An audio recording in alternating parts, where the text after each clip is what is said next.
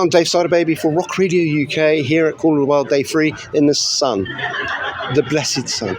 These Wicked Rivers. How we doing, Dave, how you doing? I'm okay. How are you? You're in the middle of a tour. You must be shattered. We're pretty tired, but we'll power through. For the family, we will power through. Yeah. No, it's been really good so far. We've had some really good shows. Working across weekends has really helped us on this one. So, yeah, it's all going really well. I saw you at Bridgewater, I think it was the first night. Yeah. It was, yes. It was packed. It was rammed. hot. It was a great atmosphere, though. Yeah, it was. Little bit warm, but the joy of playing those shows is that they're really intimate gigs. So you got a crowd right under your nose, and they all had a great time, and that's the important thing. So I did try to take a picture. I gave up. I saw that actually. I saw you use your brute force to get to the front. No. The paying public are fine. Well, they weren't getting in the way. Someone had such a good time, he walked into a wall. It was a post, actually. We were talking, I just didn't see it there. Less said about that, the better, I think. I was sober as well, which is very embarrassing. So I get a feeling it's the last time I'm ever going to see you guys play a venue that size. Oof.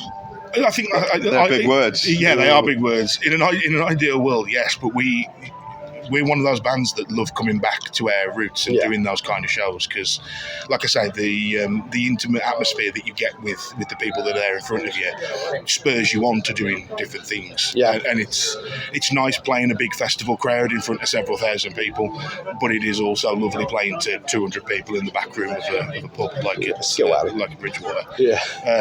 So, yeah, I mean, in the nicest way possible. Yeah. I hope it is the last time you see us in a venue like that, but don't rule it out because we do love them as well. But you've been touring non-stop in the last 6 months, must be, ever since the album, or before the album. You did Europe?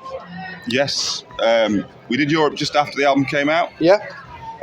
We did do a headline tour sort of towards the end of last year as well, before the album came out. Yeah.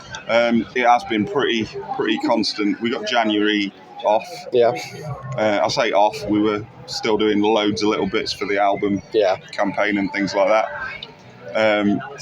We've just basically been insanely busy constantly for the last couple of years now. We've got a pretty nice summer of sort of festival shows and everything that's a little bit more chill. Yeah.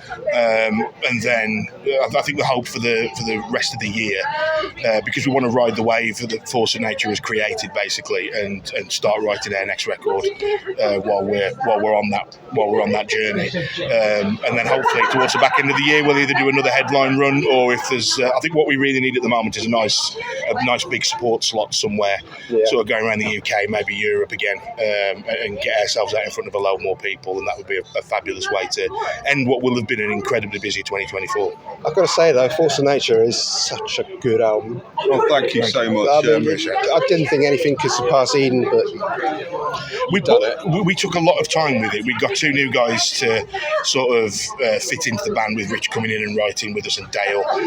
Dale was a part of that process, and it was great to get in with them and write. And we were really meticulous with how we put the songs together. We got a load of ideas that we wanted to make sure we could do with them, like we wanted it to be on vinyl and that kind of stuff. So we really had to sort of knuckle down and really decide on what we wanted to do and work hard at it. And it seems to have paid dividends. The feedback has been incredibly positive. We're insanely proud of it. Yeah. And deservedly so, because it, like I say, it's such a stunning album. I couldn't pick a favourite track because they're all as damn good as each other. That's a nice thing to hear. That is a lovely thing to hear. Especially from someone that we know listens to as much music as you do as well. Yeah, I mean, I keep coming back to Riverboat Man because I'm trying to convince her we need Riverboat to. It'll probably so you should have got Aaron involved in this interview then. Yeah, I know. He could have sold her on it. He's got his own little boat. Yeah, he loves it. Bilbo the boat. Bilbo the boat. It's actually that's his genuine name. Okay. Yeah. Right. I think it was one of the least surprising things in the world, wasn't it? When he moved out of his rented house, I'm gonna buy a boat. Yeah, that sounds about right. Yeah. It was meant to be though. He's the biggest Lord of the Rings fan you'll ever meet. Yeah. he decided he wanted to go and live on a boat. The first one he looked at was already called Bilbo. Done deal. Yeah, Done deal. it's written in the Didn't even think stars. about it. Yeah. We'll talk later about this. But anyway, back to the music. I mean, looking over the album now, yourselves, if you were to pick a track that stands out for yourselves now that you're really proud of now. Probably Just to Be a Man, I think. Yeah, I think the same, to be honest. I think we wanted another sort of When the War Is Won type ballady number in there, and When the War Is Won has historically always been my favourite track, and I've always thought it was our best piece of work collaboratively. But then Rich brought the idea for Just to Be a Man to us, and we were sort of trying to write something, and it wasn't really working, and we all just went, well, why don't we just do that? And we spent ages working on it, like weeks and weeks and weeks putting it together, getting the lyrics right, getting the all the sort of the performance elements of it, the arrangement, and the production job on that record by Martin and Ricky has really brought that song to life. And live, it's becoming that new song that people come and talk to you about afterwards, which is exactly what we were aiming for. Yeah. You agree with it? Yeah, 100%. I absolutely adore that song. Yeah.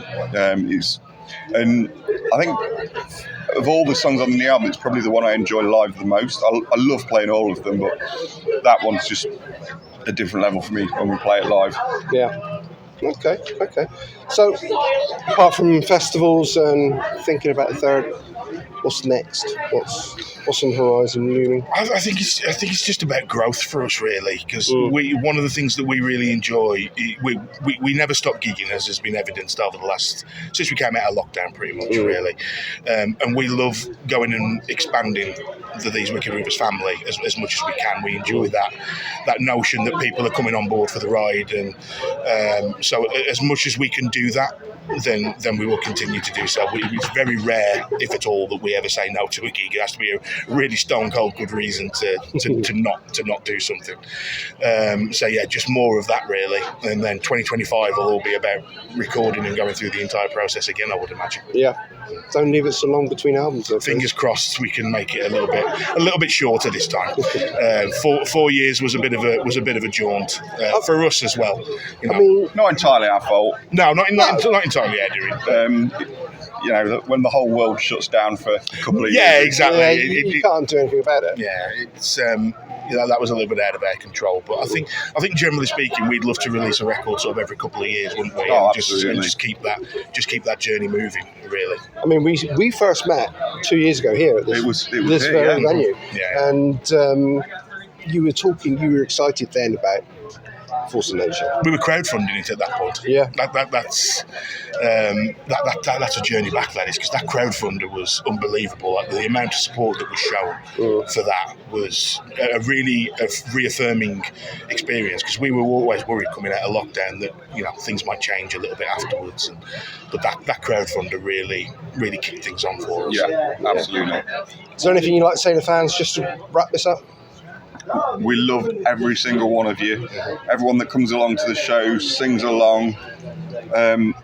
The way it makes you feel when you can see fans singing along to the songs. On this last tour, we've really felt the love from the fans. So basically, we just want to say we love you too.